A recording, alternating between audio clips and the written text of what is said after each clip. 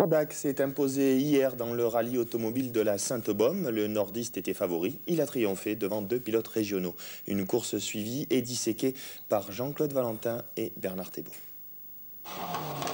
Les nordistes Arnaud Mordac et Amaury Eloi ont montré leurs ambitions dès le départ de la première spéciale vendredi soir dans la Sainte-Baume. Premier temps scratch, leur Ford Escort en tête du rallye, elle ne la quittera plus jusqu'à l'arrivée. Et pourtant, les conditions atmosphériques ont été très changeantes. Route mouillée le matin, sèche l'après-midi. Sur le podium, à la Ciotat, Arnaud Mordac avait évidemment de quoi être ravi.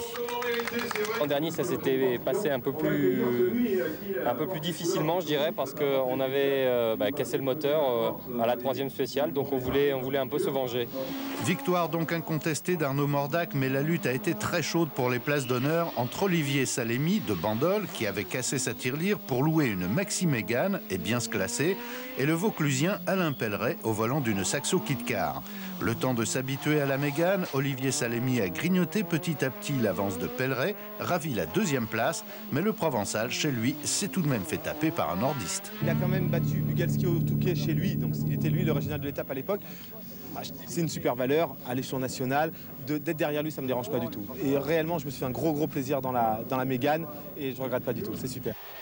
Le grand malchanceux de cette 18e édition de la Sainte-Baume, c'est Christian Etienne. Il a régalé le public avec sa Porsche, mais il a fait sur un parcours de liaison, donc sur route ouverte et sous l'œil de 2 gendarmes, une figure comme celle-ci. Les gendarmes n'ont guère apprécié.